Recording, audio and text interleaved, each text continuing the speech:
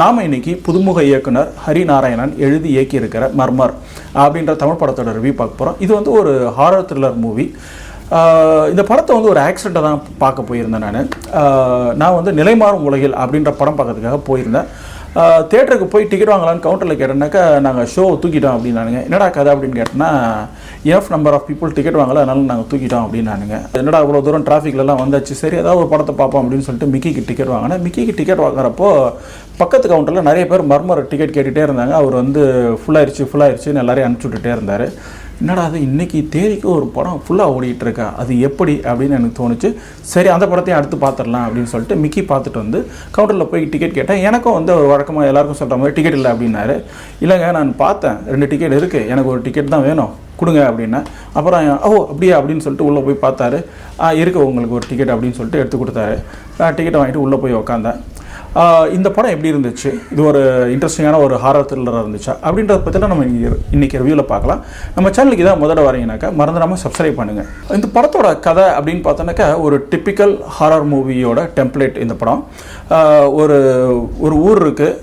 அந்த ஊரில் வந்து ஒரு 4 யூடியூபர்ஸ் இருக்கிறானுங்க. அவங்க வந்து ஊராக சுற்றி கண்டென்ட் வந்து ஜென்ரேட் பண்ணுறானுங்க. அவங்களுக்கு ஒரு நியூஸ் வருது, ஒரு கிராமத்துக்கு பக்கத்தில் ஒரு காட்டில் பேய் இருக்குது. அந்த காட்டுக்குள்ளே போனவங்க யாரும் உயிரோட வந்ததே இல்லை அப்படின்னு சொல்லிட்டு சரி பயங்கர க்யூரியஸாக அந்த காட்டுக்குள்ளே போகலாம் அப்படின்னு முடிவு பண்ணி போகிறாங்க. போகிறப்போ அந்த வில்லேஜுக்கு போகிறாங்க. போனோடனே வில்லேஜில் இருக்க மக்கள் எல்லாம் அந்த பேய் இருக்குது ஆமாம் அப்படின்னு சொல்கிறாங்க. உள்ளே போனவங்க யாரும் உயிரோட வந்ததில்லை, நீங்கள் போகாதீங்க அப்படின்றாங்க. ஜென்ரலாக இந்த ஹாரர் படத்தோட ப்ரோட்டகனிஸ்ட் எல்லாமே வந்து சொந்த காசில் சூனி வச்சுக்கிற டைப்பாக தான் இருப்பாங்க. யார் என்ன சொன்னாலும் நான் சூனியை வச்சு தருவேன்னு சொல்லிட்டு போவானுங்க. அப்படி இவங்க போகிறாங்க காட்டுக்குள்ளே போய் இவனுங்க பேயை சொரிஞ்சானுங்களா, பேய் இவனுங்களை சொரிஞ்சிச்சா அப்படின்றத அந்த படத்தோட கதை. தேட்டருக்குள்ளே நான் போன உடனே ஃபுல் ஹவுஸாக இருந்துச்சு தேட்டர்.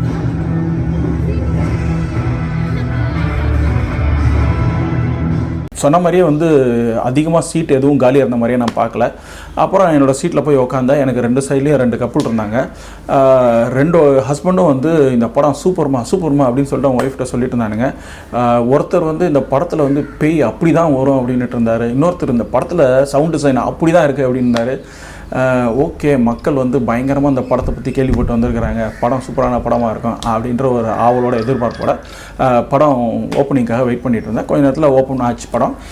ஃபஸ்ட்டு ஒரு 10 நிமிஷம் வந்து ரொம்ப மொக்கையாக இருந்துச்சு. சினிமாட்டோகிராஃபி கேவலமாக இருந்துச்சு. மியூசிக் வந்து ரொம்ப கேவலமாக இருந்துச்சு. அதை விட கேவலமாக அந்த படத்தில் பர்ஃபார்ம் பண்ணுற ஆக்டர்ஸ் இருந்தாங்க. அவங்க அடிக்கிற ஜோக் அதை விட கேவலமாக இருந்துச்சு. ஸ்க்ரீன் பிளே எல்லாத்த விட கேவலமாக இருந்துச்சு. ஏன்னா அது இவ்வளோ கேவலமாக போதே அப்படின்னு பார்த்தோன்னா திடீர்னு ஒரு டைட்டில் மாதிரி ஒன்று போட்டானுங்க. இந்த படத்தை நாங்கள் வந்து ஃபவுண்ட் ஃபுட்டேஜ் மெத்தடில் நாங்கள் ஷூட் பண்ணியிருந்திருக்கோம் அப்படின்னானுங்க. அதாவது வந்து ஒரு பிச்சைக்காரத்தனமாக நாங்கள் ஒரு படம் எடுத்திருக்கோம் அப்படின்றத இன்னொரு பாலிஷ்டாக சொல்லணுனாக்கா ஃபவுண்ட் ஃபுட்டேஜ் அப்படின்னு சொல்லலாம்னு நினைக்கிறேன். அதை வந்து இவங்க ரொம்ப அழகாக யூஸ் பண்ணியிருந்திருக்கானுங்க. இவங்க வந்து காட்டுக்குள்ளே போனதுக்கப்புறம் கொஞ்சம் படம் சூடு பிடிக்கும் அப்படின்னு வெயிட் பண்ணிகிட்டு இருந்தேன். இவங்க வந்து வில்லேஜுக்கு போகிறாங்க. வில்லேஜில் எல்லோரும் போகாதீங்கன்னு சொல்கிறாங்க. அதுக்கப்புறம் அவங்க காட்டுக்குள்ளே போகிறாங்க. காட்டுக்குள்ளே போன உடனே வந்து இருட்டான உடனே இவனுங்க வந்து அது வரைக்கும் ஜாலியாக பேசிட்டு இருந்தவனுங்க வந்து இப்போ வந்து அடிச்சுக்க ஆரம்பிச்சிடுறானுங்க. சரி பேய் வரப்போகுது, எவனையோ ஒருத்தனை காலி பண்ண போகுது அப்படின்னு வந்து எட்ஜ் ஆஃப் த சீட்டில் உட்காந்துட்டு இருந்தேன். பக்கத்தில் வந்து அவர் ஒய்ஃப்கிட்ட வந்து சொல்லியிருந்தாருமா, பேய் வரப்போகுதுமா, ரெடியாக பார்த்துக்கோ அப்படின்னாரு. இன்னொருத்தர் பார் அந்த சவுண்ட் எஃபெக்ட் பார் எங்கேயோ நம்ம பின்னாடி வந்து கத்துற மாதிரியே இருக்குன்னு ஒருத்தர் வந்து ரன்னிங் கமெண்ட்டி கொடுத்துருந்தாரு. சரி அருமையாக படம் வந்து ஒரு பேய் சீன் வரப்போகுது அப்படின்னு நினச்சிட்டு இருந்தேன். கொஞ்ச நேரம் பார்த்தோன்னாக்கா சரசரன்னு வந்து ஒரு பொண்ணை இழுத்துட்டு போகுது. அப்புறம் அந்த பொண்ணு காணாமல் போயிடுச்சு. பேயும் காமிக்கலை, என்னாச்சுன்னு காமிக்கலை. டக்குன்னு அடுத்து வந்து நகர்ந்து போயிடுது. சாரி பேய் வந்து இப்போ வரும் அப்போ வரும் நான் வெயிட் பண்ணிகிட்டே இருந்தேன். வெயிட் பண்ணி இன்டர்வலே வந்துருச்சு. சரி இன்டர்வல் வந்ததுக்கப்புறம் சரி போயிட்டு ஒரு பாப்கார்னை வாங்கிட்டு வந்து சாப்பிட்டுட்டு இருந்தேன். படம் ஆரம்பிச்சானுங்க. திருப்பி வந்து பேய் வரும்னு சொல்லிட்டு வெயிட் பண்ணிகிட்டே இருந்தேன். இதோ வரும்னு பக்கத்தில் 2 கப்புள்ஸும் சொல்லிகிட்டே இருந்தாங்க. கடைசியில் பேய் வரவே இல்லை. சரி என்னடா அது இப்படி ரோதனையாக போயிட்டுருக்கே அப்படின்னு யோசிச்சுட்டே இருந்தேன். கடைசியில் வந்து பேய் வந்துச்சு. பேய் பார்த்தோன்னாக்கா ரொம்ப கேவலமாக இருந்துச்சு. கடைசியிலேயாச்சும் ஏதோ கொஞ்சம் சுதாரித்து பண்ணியிருந்திருப்பாரு அப்படின்னு நினச்சேன். அதுக்கப்புறமும் செத்துப்போன பாம்பு மாதிரியே இருந்துச்சு ஸ்க்ரீன் பிளே. அந்த படத்தில் சப்தக்கனிகள் வருவாங்க போயிடுவாங்க. அதையும் வந்து ரொம்ப கேவலமான ஒரு கிராஃபிக்ஸில் எடுத்திருந்தானுங்க. கடைசியிலேயாச்சும் ஒரு சீன்லையாச்சும் ஏதோ பேய் நல்லபடியாக காமிப்பானுங்க அப்படின்னு சொல்லிட்டு வெயிட் பண்ணி உட்காந்துட்டே இருந்தேன். கடைசி வரைக்கும் வச்சு செஞ்சானுங்க.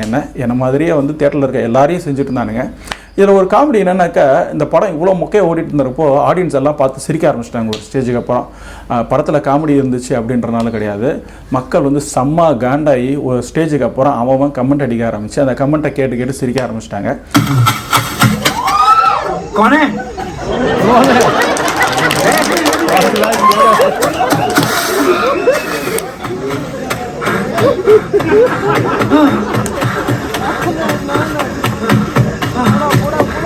அதாவது ஒரு படத்தில் டைரக்டர் வந்து ஆடியன்ஸை என்டர்டெயின் பண்ணலனாக்கா சென்னை மாதிரி ஊரில் அவங்களே அவங்களை என்டர்டெயின் பண்ணிப்பாங்க அப்படின்றதுக்கு வந்து இது ஒரு பெரிய எக்ஸாம்பிள் அப்படின்னு நினைக்கிறேன். இந்த படத்தில் வந்து எல்லா டிபார்ட்மெண்ட்டுமே வந்து ரொம்ப கேவலமாக இருந்துச்சு.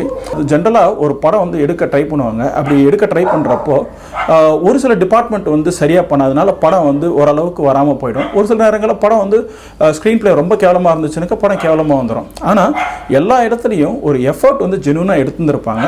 ஆனால் அந்த எக்ஸிக்யூஷனில் ப்ராப்ளம் வந்து அந்த படம் சரியாக வராமல் போயிருக்கும். இந்த படத்தில் அந்த மாதிரி ஒரு பிரச்சனை இருந்தது தெரில. ப்ரொடியூசர் வந்து செலவே இல்லாமல் ஒரு படம் பண்ணணும் அப்படின்னு ஒரு முடிவோட, தெளிவான ஒரு முடிவோடு தான் உள்ளே இறங்கியிருக்கிறாரு. ஏன்னா எங்கேயுமே வந்து படம் ஸ்டார்டிங்கில் இருந்து எண்டு வரைக்கும் அவ்வளோ பிச்சைக்காரத்தனமாக ஒரு படம் எடுத்து வச்சிருக்கிறாரு. ஒரு டிபார்ட்மெண்ட் இல்லை, 2 டிபார்ட்மெண்ட்டில், எல்லா டிபார்ட்மெண்ட்லேயும் அந்த பிச்சைக்காரத்தனம் தெரிஞ்சிச்சு. இப்படி ஒரு படத்தை எடுத்துகிட்டு அவர் பண்ண ஒரே ஒரு கரெக்டான விஷயம் என்னன்னாக்கா அதை வந்து அவ்வளோ அழகாக ப்ரொமோட் பண்ணியிருக்கிறாரு. இந்த படத்தோட சவுண்ட் டிசைன் அப்படி இருக்கும், அந்த பேய் வந்து அப்படி இருக்கும், இது வந்து ஹாரர் அப்படி இருக்கும்னு சொல்லிட்டு எல்லாரையும் நம்புற மாதிரி ப்ரொமோட் பண்ணி எல்லாரையும் தேட்டருக்குள்ளே கூப்பிட்டு வந்து உட்கார வச்சு செய்ன்னு செஞ்சுருக்காருன்னு நினைக்கிறேன் அந்த ப்ரொடியூசர். இந்த மாதிரி அவர் வந்து ஒரு கேவலமான படத்தை எடுத்து ப்ரொமோட் பண்ணுறதுக்கு பதிலாக ஒரு நல்ல படத்தை எடுத்து நல்லபடியாக ப்ரொமோட் பண்ணி ஆடியன்ஸை சந்தோஷப்படுத்தி அவரும் சந்தோஷமாக இருக்கலாம் அப்படின்னு நினைக்கிறேன்.